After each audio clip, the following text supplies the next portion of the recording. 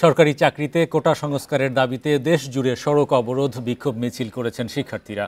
এই আন্দোলনের প্রভাব পড়েছে দেশের ব্যবসা বাণিজ্যে, কমে গেছে বেচাকেনাও। আন্দোলনের প্রভাবে ঢাকার বেশিরভাগ মার্কেট ও শপিং মলে ক্রেতার আনাগোনা খুবই কম। অনেক প্রতিষ্ঠান ঠিকভাবে তাদের পণ্য সরবরাহ করতে পারছে না। এখন জন্ম সনদ দিয়ে খোলো বিকাশ স্টুডেন্ট অ্যাকাউন্ট, নিজের বিকাশ নিজে কর। ব্যবসায়ীরা বলছেন কয়েকদিনের আন্দোলনে ক্ষতির পরিমাণ বেড়েই চলেছে। আন্দোলন দ্রুত সমাধান চান ব্যবসায়ীরা।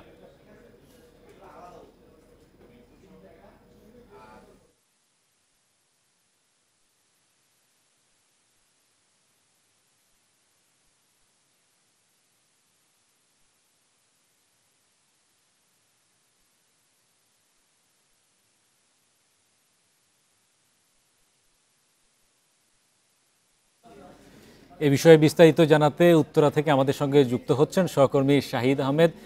শাহিদ, আজকের যে আন্দোলনে রাজধানীর ব্যবসা বাণিজ্যের চিত্র কি দেখেছেন? দোকানপাটে ক্রেতাদের ভিড়, পাশাপাশি ব্যাংক, বিমা এসব প্রতিষ্ঠানেও গ্রাহক উপস্থিতি কেমন ছিল? হরি, ঠিক এই মুহূর্তে আমি আছি রাজধানীর উত্তরায় জসিমউদ্দিন সংলগ্ন যে এলাকায়।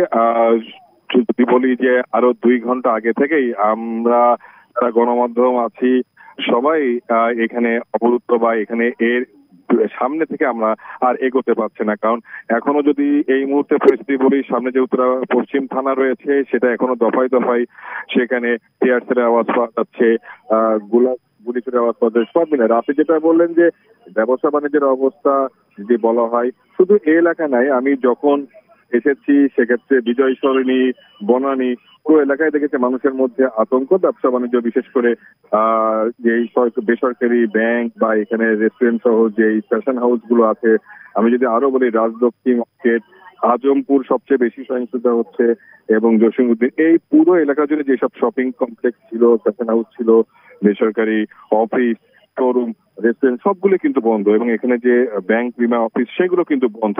পুরো এলাকায় একটা থমথমে বিরাজ করছে। কয়েকজন কথা হয়েছিল রেস্টুরেন্টের যারা সংশ্লিষ্ট বা এখানে যারা ফ্যাশন, তারা যেটা বলছে যে এই আন্দোলনের ফলে পুরো কয়েকদিন তাদের বেশ বলা যায় যে কয়েকশো কোটি টাকার শুধু এই এলাকা ভিত্তিক ক্ষতি হয়েছে। আর এটা যদি পুরো রাজধানী শহর বা পুরো বাংলাদেশ ব্যাপী হিসাব করা, সেক্ষেত্রে এটা কয়েক হাজার কোটি টাকা ছাড়িয়ে যাওয়ার আশঙ্কা করে আজকে শুরু থেকেই তাদের ব্যবসা প্রতিষ্ঠান খুলতে পারেন, এবং মানুষের মধ্যে কোনো ক্রেতা নাই প্রথম কথা। তারপরে হচ্ছে যে তাদের মধ্যে আতঙ্ক হচ্ছে যদি তাদের ব্যবসা প্রতিষ্ঠানে হামলা হয় বা এটা ক্ষতির আরো বেশি সম্মুখীন হবে। সেজন্য তারা বলছে যে আসলে ক্রেতা যেহেতু নাই, সেই হিসাব করে সবচেয়ে বড় কথা তারা নিজেদের নিরাপত্তার জন্য কিন্তু ব্যবসা প্রতিষ্ঠান খুলতে খুব বেশি ভীত সমস্যা হচ্ছে, এবং সব মিলিয়ে তাদের যে হচ্ছে সার্বিক যে বিষয়টা, সেটা করে তারা খুবই নেতিবাচক প্রভাব পড়ছে। এবং এটা তারা বলছে যে কতদিন চলবে, এবং যদি আরো বেশি সময় ধরে এটা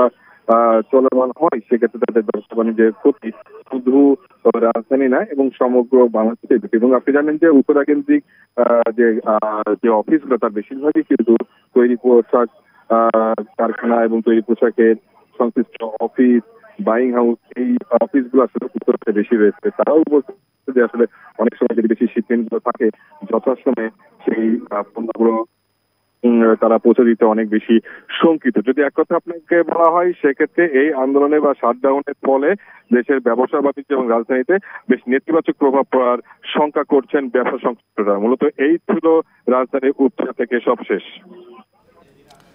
এ বিষয়ে কথা বলতে আমাদের বার্তা কক্ষ থেকে যুক্ত হচ্ছেন সহকর্মী রুহুল আমিন। রুহুল, আপনি আজকে ঢাকার বিভিন্ন জায়গায় গিয়েছেন, সেই সব এলাকার পরিস্থিতি অনুযায়ী ব্যাংক, বিমা এবং আর্থিক প্রতিষ্ঠানগুলো কীরকম গ্রাহক উপস্থিতি এবং কর্মীদের উপস্থিতি কেমন দেখেছেন? স্বাভাবিক কার্যক্রম কতটা চোখে পড়েছে আপনার কাছে? কোটা সংস্কার আন্দোলনকারীরা কিন্তু গতকালই আজকে যে দেশব্যাপী সম্পূর্ণ কর্মসূচি যে দিয়েছে, সেই কর্মসূচিটা কিন্তু গতকালই ঘোষিত হয়েছে, এবং এই কর্মসূচির পরই দেখেছি মানুষের মধ্যে সামাজিক যোগাযোগ মাধ্যমে একটা মিশ্র প্রতিক্রিয়া। কেউ বলেছেন যে আজকে দেশ জুড়ে একটা অনেক বড় আন্দোলন হবে, যদিও যারা সরকার সমর্থক এবং আইনশৃঙ্খলা বাহিনীর নীতি নির্ধারকরা যারা আছেন তারা বলেছেন যে পরিস্থিতি স্বাভাবিক রাখা হবে বা প্রয়োজনীয় ব্যবস্থা নেওয়া হবে, কিন্তু আমরা আজকে শহরে বিশেষ করে ঢাকায় যে পরিস্থিতি দেখেছি যে সব ধরনের দোকানপাট, অলিগলিতে কিছু দোকানপাট খোলা ছিল, এর বাইরে যে শপিং মল থেকে শুরু করে দোকানপাট সেগুলো কিন্তু প্রায় বন্ধ দেখেছি এবং রাস্তায় তেমন গাড়ি ঘোড়া ছিল না বললেই চলে। এবং সরকারি অফিস আদালতে বিশেষ করে আজকে আমি জাতীয় রাজস্ব বোর্ডে গিয়েছি, সেখানে শুধু সেবা প্রার্থীদেরই যে উপস্থিতি কম ছিল তেমন নয়, সরকারি কর্মকর্তা কর্মচারী যারা আছেন তারাও কিন্তু আজকে তেমন অফিসে যাননি। একইভাবে ব্যাংকেও আজকে কিন্তু তেমন গ্রাহকের চাপ ছিল না। অল্প কিছু শাখায় আমরা যেটি জেনেছি যে গ্রাহকের উপস্থিতি ছিল এবং লেনদেন হয়েছে, তবে বেশিরভাগ অফিস আদালতই কিন্তু খোলা ছিল, এটি আমরা জেনেছি। আমরা দেখেছি যে গাড়ি পরিবহনের সংকট বলে মনে হচ্ছে আপনার কাছে, বা মানুষের মধ্যে ভয় ভীতি, গতকালকের যে কয়েকটি দুর্ঘটনা আমরা বিভিন্ন জায়গায় দেখেছি অগ্নিসংযোগ থেকে শুরু করে, সেসব কারণে ভয় ভীতি বা পরিবহন সংকটের কারণে এই বিষয়গুলো এসেছে কিনা? প্রথমত যে এই আন্দোলনে দেখেছি যে আমরা অনেক মানুষকে দেখেছি তারা সামাজিক যোগাযোগ মাধ্যম থেকে সমর্থন জানিয়েছেন, ফলে এই যে ব্লকেটের কথা বলা হয়েছে তারা মূলত অনেকেই এই কারণে বের হননি। আবার দ্বিতীয়ত যেহেতু একটি সহিংস রূপ সারা দেশে ছড়িয়ে পড়েছে এবং এই প্রাণহানির ঘটনাও ঘটেছে, ফলে একটি বড় অংশের মানুষের মধ্যে একটা ভয় ছিল, যে কারণে তারা রাস্তায় নামেনি। তবে যারা চাকরি করেন, চাকরিজীবীদের বেশিরভাগই আমরা দেখেছি অফিস আদালত যেতে, এবং তারা অফিস আদালত যেতে দুর্ভোগেও পড়েছেন, কারণ রাস্তাঘাটে তেমন গাড়ি ঘোড়া ছিল না।